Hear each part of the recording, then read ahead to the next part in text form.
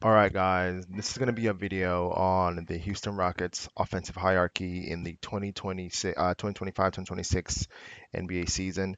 I want to kind of just zoom in right here and kind of talk to you about what you can expect to find in this video. Basically, we're trying to figure out is who are the Rockets' top alpha dogs on offense. Everything in this video is going to be about offense, but who are the Rockets' top alpha dogs in offense? Who's their 1A, their 1B? What can you expect from each offensive option? Everything we're going to cover in this video for the Houston Rockets. Okay, let's get into it. So I think it's pretty clear that our 1A, right? Let's just go over to it. Is going to be Kevin Durant. No doubt about that. We brought Kevin Durant in to really take on that role as that initial, that primary scorer, that primary individual that can get the ball in the hoop, give us 25 points consistently a night, and really replace the production that Jalen Green could do but was not doing consistently. So, what can you expect from Kevin Durant, right? Number one is shooting guard forward. I think the Rockets are going to play him at shooting guard, to be honest with you. I think I saw an article about that that was saying Rockets may play Kevin Durant at shooting guard. But he does play forward. Ball handler, definitely knows how to handle the ball. Has won multiple championships. Knows how to handle the ball under pressure. So no doubts there that he will be handling the ball a good majority of the time. Unguardable mid-range sniper. This is a big one. Underrated. I mean, not even underrated, but everyone knows Kevin Durant. Mid-range sniper. You can't guard him out there, honestly. Definitely very consistent three-point shooter. I was watching a video the other day that was talking about how Kevin Durant is like the only player in NBA history to have seven, 30, 40, 90 seasons, which is crazy. I think the next player has like three or something, so that's nuts. But just consistent three-point shooter, can definitely light it up from three. Not afraid to shoot it. Knows his spots, knows his form, and just overall great from that area. And then again, strong offensive rebounder, right? So if we miss a shot, he's going to continue our our ways of really grabbing offensive rebounds. Remember last year, one of the Rockets' best ways of getting offense was to just shoot something, miss it, and then get the offensive rebound and put it back in. Kevin Durant is 7 feet tall, no matter what anybody says, and he is going to continue that tradition for sure. And then finishing in the rim, again, 7 foot tall, long, lanky. He knows how to finish at the rim. And then consistent playmaking and passing. We've seen Kevin Durant do this over and over again. Rating as a player, I would say offensively, rating as a player, definitely a 5 star player in the league, top five in the league, and everybody knows that. So, what can I expect from Kevin Durant this season? I think we can expect him to deliver a consistent 25 points a night, and it's Kevin Durant, so he will definitely go for 30, 35, 40 even, and even more than that sometimes. But definitely just consistently give us that 25 points a night. He can and will do that. I think it's going to be really easy for him in our offensive system. And then of course pass, play, make. He does that. Turn up the team's energy and focus. This is a big one. This third bullet here because we want Kevin Durant to turn up our energy for sure, and we want him to mentor these young guys and really get them to a place where they can know their spots, shoot their shots, make their shots, and blow teams out. And that connects right next to the last bullet, which is snipe in the mid range, blow teams out, and rest. Right? Kevin Durant being on this team should elevate everybody's game, no doubt about that. And so I want to see him, get his mid-range shots, get his shots in, blow teams out. I want to see us winning by 20, 30, 40 points this season. And I think we will against, some Eastern Conference teams and maybe some Western Conference teams as well. But then they have to get a lot of rest, right? Once you're done blowing things out, doing your thing, get some rest. You don't have to play back-to-backs, etc. But I want to see the Rockets blow things out, blow teams out. All right, moving on to 1B. Our option 1B on offense is definitely got to be Alperen Şengün. This last year, he showed us that he was very capable of being that 1B. Last game of the playoffs, had about 21 points or so. Just shows he can get it done on the offense. What can you expect from him? He's a center, right? Playmaker, passer, footwork makes him unguardable. One-on-one in the paint. We know this about Şengün. Solid offensive rebounding as well. Great positioning for Şengün. He's not the tallest or the longest person at center, but he has great excellent positioning, and he uses that to the maximum effect. And I think that's credit to the coaching of teams and Rockets right there when it comes to his positioning. Emerging jump shot. Chingun has a shot, guys. Everybody knows this. He has a mid-range shot. He has a three-point shot. Not as consistent as we want it to be, but I think he said he's been working on that on the off season. I expect that he will continue to make strides in that. He doesn't even have to really to be a great player, but I think if he does, he really kind of gets to that next level. Ratings and NBA player, I think the league kind of sees Sengun as a four-star player right now, offensively.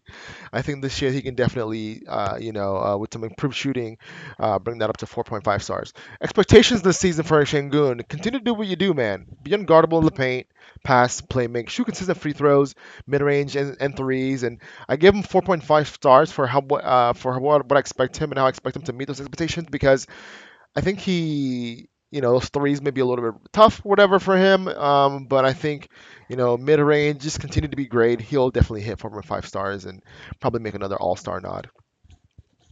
All right, number two, 2A for the Houston Rockets. I really had a big debate with myself about, you know, who I should put here between Jabari and Amen. But I think that I think the Rockets are gonna trust Amen more with the ball, and with a more of an offensive workload than Jabari initially in the season, I think.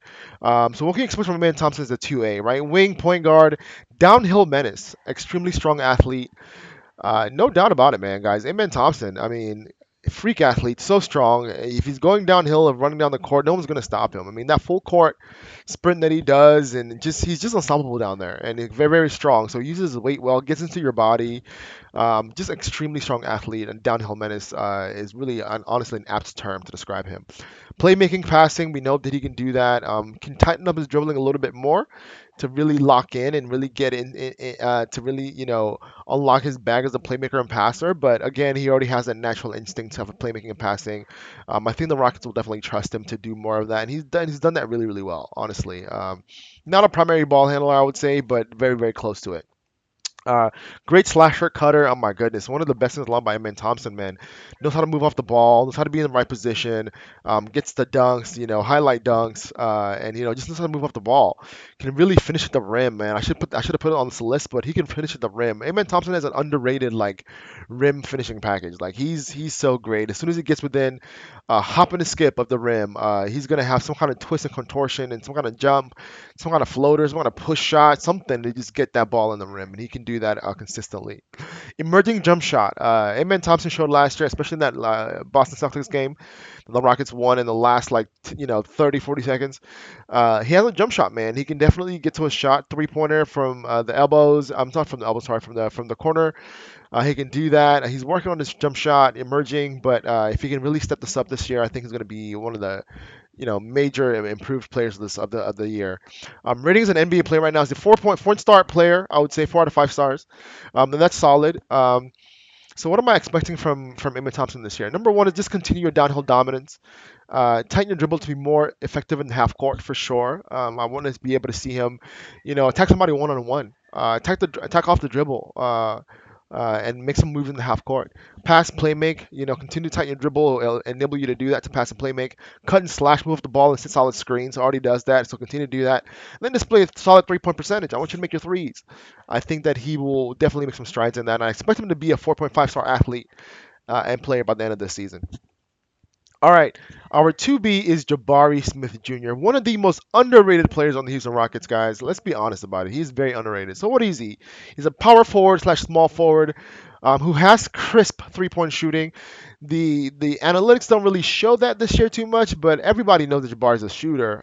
And with more consistent playing time and more consistency and a more defined role, I think he really will display that this year with a crisp three-pointer. A solid mid-range shot, can get to his mid-ranger. Solid finishing in the rim. He's tall, he's lanky, so he can finish at the rim. Offensive rebounding machine. A lot of people don't realize this, but last year when he went down with the injury and Amen Thompson took his place in the starting lineup, Jabari Smith Jr., our starting lineup definitely displayed our lack of offensive rebounding. There were times I would watch the games and I could be like, man, we are missing Jabari because our offensive rebounding is just not what it could be. And Jabari, man, secondary rebounder on the offensive end, my goodness, dude, he's a rebounding machine, and you will see that this year. I think he needs a consistent handle, to be honest with you, to really unlock his mid-range shooting and his ability to attack off the mid-range. Because there are times for Jabari's game when You shouldn't shoot the mid range. You can attack off the mid range to dribble and actually like lay up or get a dunk. But he'll settle for a mid range because he's not very confident in his dribbling. I want to see him be able to really tighten up his dribbling so that he can attack off the mid range, attack off the three. And I think again he will be just fantastic. I think his rating as an NBA player is at 3.5 stars right now. I know that's shocking, guys, right? But honestly, I really do think the league underrates Jabari Smith Jr. a little bit. And then this season, expecting what I'm expecting from Jabari Smith Jr. Consistent shooting from three and mid range, positive assist to turnover ratio, and your tighten dribbling dribble will help with that. Tighten your dribbling and enable high IQ reads and shot selection. I think that again, like I said earlier, that tighten dribbling, tighten handle will really help him to decide whether or not you want to shoot the mid range, whether you want to attack off the mid range, whether or not you want to attack off the three or shoot the three. Again, I want to just see you tighten up that dribbling to really enable your high IQ and shot selection. And I think by the end of the season, Jabari Smith Jr. will emerge as a 4-point athlete, player, and basketball player. 3A for me has got to be Fred VanVleet Jr. Why Fred VanVleet Jr., right? Excellent point guard, right? Excellent playmaker and passer, solid three-point shooting, great control of the offense, low turnover to assist ratio. Again, all of these things are very, very true for Fred VanVleet, and he is a champion. He's won a championship, so he knows how to perform under those conditions. We saw him last year in the NBA first round playoffs. Did really really well. Turned it up, which we'd love to see. Rating as an NBA player, I'm gonna say we give him a 4.5 stars. I kind of struggled to. I was thinking 4.5 or 4 stars, but 4.5 because he's an NBA champion. Playoffs come around, he turns it on. Regular season can be a little inconsistent with his three-point shooting, but again, NBA champion knows how to turn it on when the time is right. Expectations this season for Fred VanVleet, I wanted to continue being a primary ball handler and playmaker, make high IQ reads and control the offense, consistent three-point shooter. I want to see that from him, and I want to see a mentor Reed. And I think at the end of this season, we'll continue to see Fred VanVleet as a solid 4.5-star athlete on the offensive end. Again, guys, this is all about offense. We're not talking about defense here, it's all about offense. And even on defense, I think Fred VanVleet is solid as well. Reed Sheppard will be our 3B. Let's be honest, right? He's going to come after Fred VanVleet, and this is going to be a big role for Reed. I think last year Reed was like our 4B or 5B, you know what I mean, to be honest, or 5A, to be honest with you. But this year, Reed Sheppard's going to have a more defined role. Raphael Stone has come out and said that. The coaches have said that. And I think we're going to expect him to be, that third, option off the bench that's getting up that shooting and getting that playmaking. So what can we expect from Reed Sheppard this year? Number one is he's a point guard, shooting guard. He played shooting guard in college. He played point guard more last year. I do prefer him in the shooting guard role. To be honest with you guys, I'm going to be honest. I do prefer him in the shooting guard role, but I think because of his size, I think his high IQ, he's going to be in the point guard role this year, and especially because the Rockets don't really have another point guard off the bench like that. It'll be Reed Sheppard point guard off the bench, and I do see him playing some shooting guard alongside Tari Eason, Dorian Finney-Smith, making some plays for him. But I do see him playing point guard, playmaker, passer, high IQ, incredible playmaker, passer, 3-point sniper. My goodness, can he get hot fast? Reed Sheppard can get hot so fast, man, it's ridiculous. I mean, you can within the span of 5 minutes, Reed Sheppard can have made like 4 or 5 threes, just like that. 5 minutes, forget that, like 2 minutes, honestly. Like Reed Sheppard is ridiculous, man. Once he's on, he is on. Decision making when he's at point guard, really, really high IQ, slows the game down, takes his time, and makes the right play most of the time. Emerging mid-range and floater game, I gotta tell you guys, man, Reed Sheppard has like a touch, man. Reed Sheppard has touch. I was watching him in the summer league, maybe like a month ago or so, and he had this one floater that he did, guys. The way he floated it in, it felt to me like he every part of that shot was planned. Every part of that shot was intentional, and he knew exactly how he wanted it to float into the basket and curl off the net at the bottom. Like, it was just supreme touch, and I want to see him continue to do that. Reed Sheppard's going to be a great player, guys. I have high hopes for Reed Sheppard. Rating as an NBA player right now, I got to say he's got 3.5 stars. And that's just because he's a rookie. You know what I mean? Rookie, inconsistent minutes. I think a lot of people look at him as a 4-star, offensive player, to be honest with you. But what he's proven on the court and what he's done, and consistently, I'm going to give him 3.5 stars. Expectations this season, elite level sniper, right? Elite sniper shooting. I think he, more consistent shooting, consistent passing and playmaking, positive assist to turnover ratio, tighten your dribbling, enable high IQ reads. I think he's working on that already. Summer league, he had some ups and downs, but I think that was more because of the personnel, but I still think in Summer League he made some rushed passes and some boneheaded passes that I was like, what are you doing, Reed? I think he's gonna watch that film back and really learn from that. But I do expect Reed Sheppard to emerge as a 4.5-star athlete. By the end of this season, honestly, I'm telling you guys, with consistent playing time, learn from his mistakes. Reed Sheppard's going to be a menace. 4A on the Rockets, the hierarchy, I gotta say, it's gonna be Dorian Finney-Smith. I know you guys were thinking maybe Tari Eason. I was thinking Tari Eason too, but the more I look at it, the more I think that the Rockets are gonna trust Dorian Finney-Smith on offense more than they trust Tari Eason, and that's just the truth of the matter, right? And so what are you gonna get from Dorian Finney-Smith? Right, you're gonna get a wing, high motor, smart and experienced, efficient three-point shooting. He shoots like more than 40% from the three. That's just gonna replace, what Dylan Brooks brought to us easily. But again, attack off the dribble, veteran level decision making, 3-point shooting, finishing in the rim is solid. He's a really good finisher at the rim, actually. Offensive rebounding, tall, lanky. Rating as an NBA player, I'm going to give him a 4 stars. He is about like 32 or 33 years old. And he's slowing down, you can tell, but that 3-point percentage of like 40% plus is just, it's going to put him in that 40, at that four-star mark. It's just going to do it. Uh, Expectations this season, what I'm expecting from him this season: consistent shooting and decision making, solid playmaking when needed. Mentor Tari Eason, 4-star athlete, great shooting. I mean, Dorian Finney-Smith is going to be great on the offensive end again. For our 4B, right, Tari Eason, and the eighth, player off our bench, Tari Eason.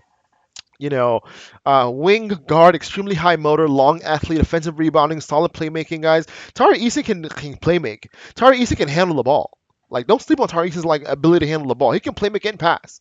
And then again, lastly, underrated offensive bag, guys. Tari Eason has a bag offensively. Don't sleep on Tari Eason. And for Tari Eason, I put wing slash guard because I think Tari Eason is gonna have to play a bit of guard, honestly, like shooting guard off our bench because we don't really have another guard like that besides Dorian Finney-Smith, but he's really a wing. Got to do some shooting guard. He's got to handle the ball a little bit. I think he's got the pass to Reed Sheppard and let Reed Sheppard be off the ball and play kind of point guard a little bit sometimes too. So I do want to see that from him. But underrated offensive bag. Tari Eason is a mid-range bag, guys, and he can shoot the three. Like he shot the three consistently. I think he was like above 32, 33% last season, and he has a mid-range, guys. He has like a Kawhi Leonard type mid-range. So I want to see that from him. Rating as an NBA player, guys, I see Tari Eason coming in at like 4 stars. I think people see him. I would say like 3.5 to 4 stars. I think the offensive bag probably puts him at 3.5 stars, to be honest. So maybe I was a bit overzealous here, putting him 4 stars. I think on the offensive end, he's a 3.5 star athlete. But I think this year, with my expectations, if he meets them, consistent passing, shooting, and playmaking, positive assist to turnover ratio, which he already has, more potent offense, know your spots and hunt them on the mid range and the three. I think that Tari Eason can emerge as a solid like 4 star player on the offensive end. I can't see that for Tari Eason.